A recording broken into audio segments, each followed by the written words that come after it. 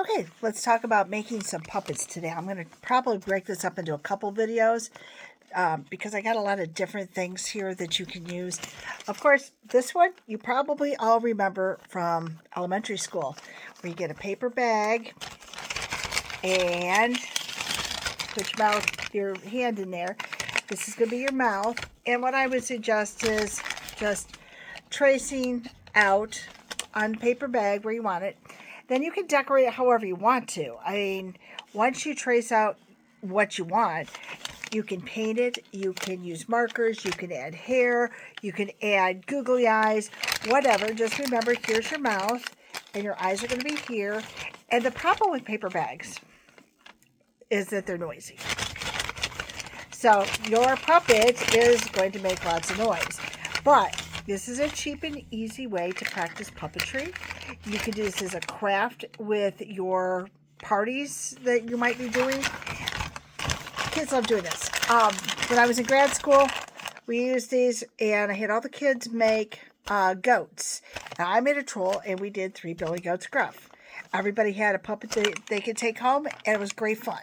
So those are paper bag puppets. Next thing, and I'm sure you've all seen these before too. I made a whole series of these years ago when my kids were little. We didn't have a whole lot of money, and these are sock puppets. These are so much fun. You don't even have to do a whole lot with these. I think they're just fun to, you can do all sorts of things with them like this. But figure out where your eyes are going to be. You can glue them on, sew them on.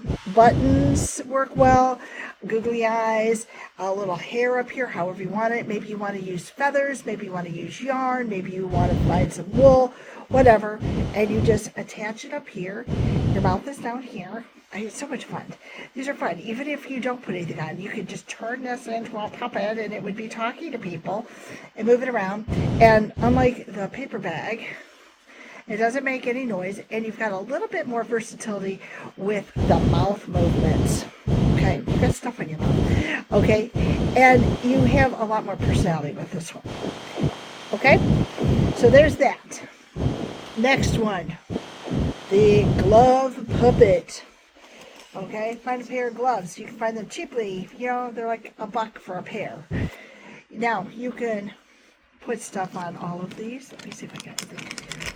You could do a whole family here, and maybe put a little something up there, or you can cut them off at the finger, sew around the bottom, and then you can just slide it on when you need a puppet. Okay, glove puppets are fun. They're simple. Once again, there's not a lot of movement. It's it's going to be simple, but when you're working with little kids, this is fine. Just put a little face on there. This little piggy went to market. This little piggy stayed home. This little piggy had roast beef, and this little piggy had none. Turn them into little pigs. All sorts of stories. They have characters. Little Red Riding Hood. You just put their faces on, and you can dress them up.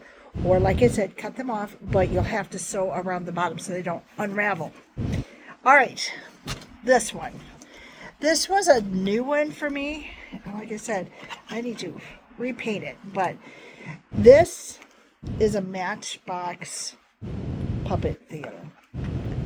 So you want to go get a Matchbox. This one does not come apart. I think I've got it all glued shut so it doesn't slide out, and it's just gonna shed all over. But what I did was I painted it and used better paint than I did. This is well used and well loved. Okay, so you're going to paint your theater, and then you're going to put some kind of a little cut in the bottom. That cut is how you're going to move your puppet.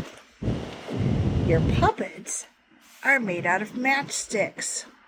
There it is. These are little tiny stick puppets. I did the little teapot for this one, and all I have to do is thread it in through the top, and then I can do my little side. Now there's a problem with this one. The back is too dark for the teapot. I should have made the teapot a bright color, but I can do the story. I'm a little teapot, short and stout, tip me over and pour me. Okay? You can do whatever you want to. You can do dogs, cats, people, whatever. The only thing with this, you don't have mouth movement. You can make it move, like we talked about movement, up and down. But it's just kind of fun. You can pull it out of your pocket, and you have an instant puppet stage. And this one, I thought this was a great, clever idea. I saw this at Clown Camp a couple years ago, and taught by a woman who did lots of puppets. Something I hadn't thought of before. Look, see, I can even put him over the stage and move him around with it. But I can carry this in my pocket or in a fanny pack, pull it out, and there it is. All right, this one I love because, where did I put it? I thought I had it right here. Okay, we're going to just have to pull another one out. Maybe. Yes. Hold on. You see my pretty tree out in the backyard. All right. This one I use as a giveaway. It's something that the kids can take home. If I wanted to use it as a marketing device, I'd put my name and phone number on the back.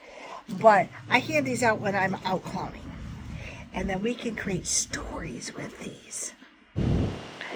And they're simple. So, I'll show you some things that I use with this. This is a popsicle stick. Simple. Get them anywhere. This is that fun foam. It's not very thick. I cut them out into little squares. They're about 2 inches. Okay? I just cut a whole bunch of squares out. Because I can sit and do these if I'm doing like a farmer's market or something. I don't have anybody there, and then I make a whole bunch of them. And then what I did was I went to one of our craft stores,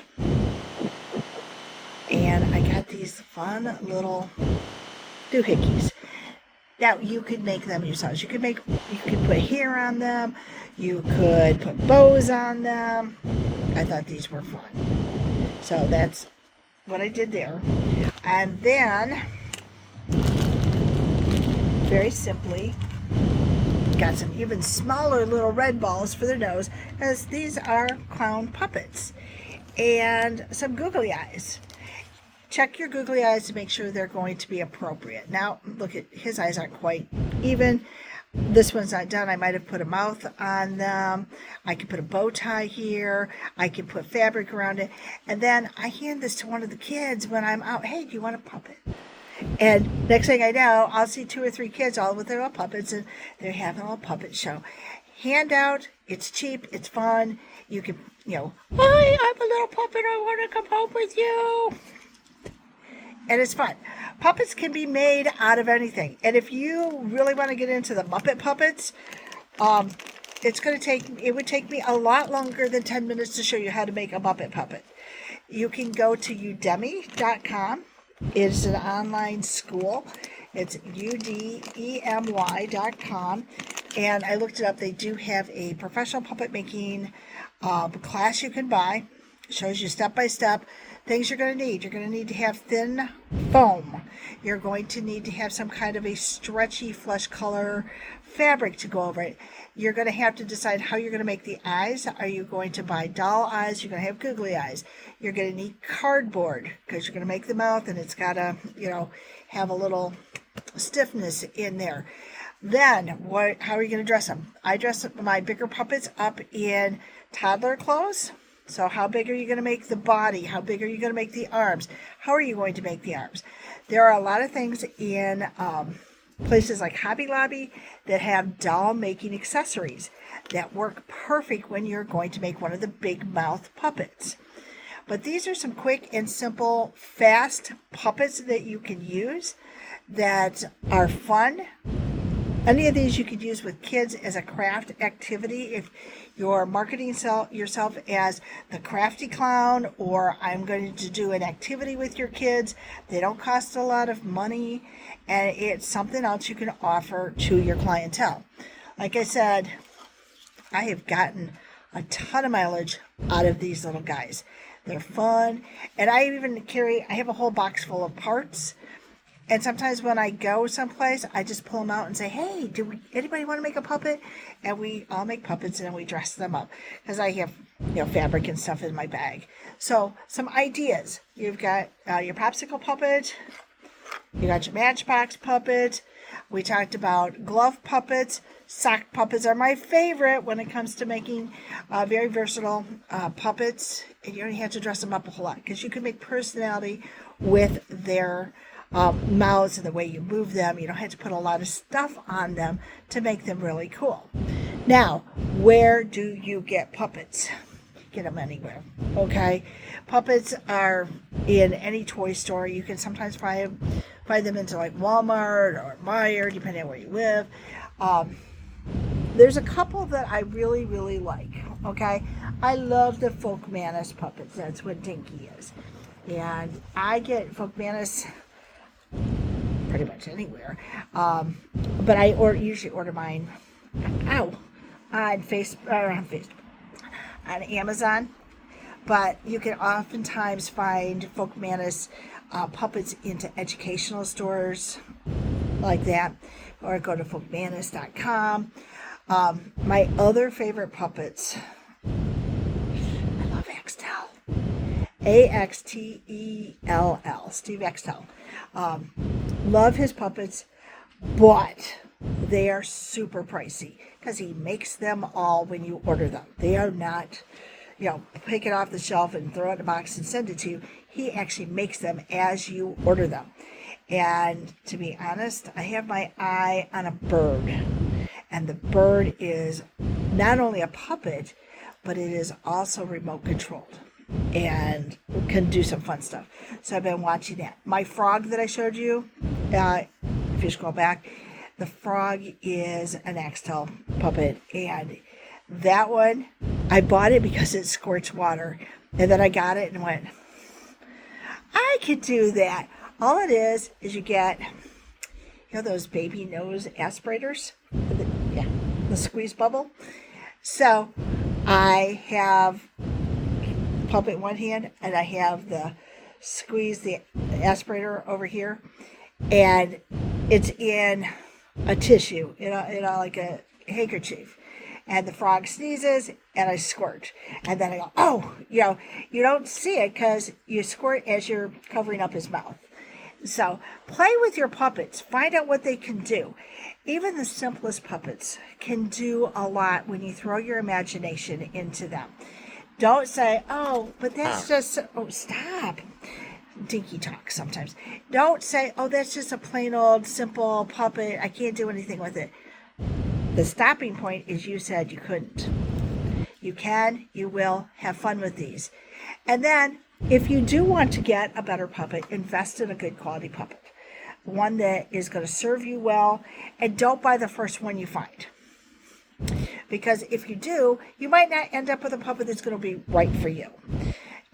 That's why sometimes creating puppets are better, because you're putting yourself in it. You're thinking about your character when you're building them. But start simple. And like I said, the big mouth puppets take hours and hours to build. I've built one, got a grade on it, and said, never again. I will have somebody else make them for me. Small puppets, yeah, no problem.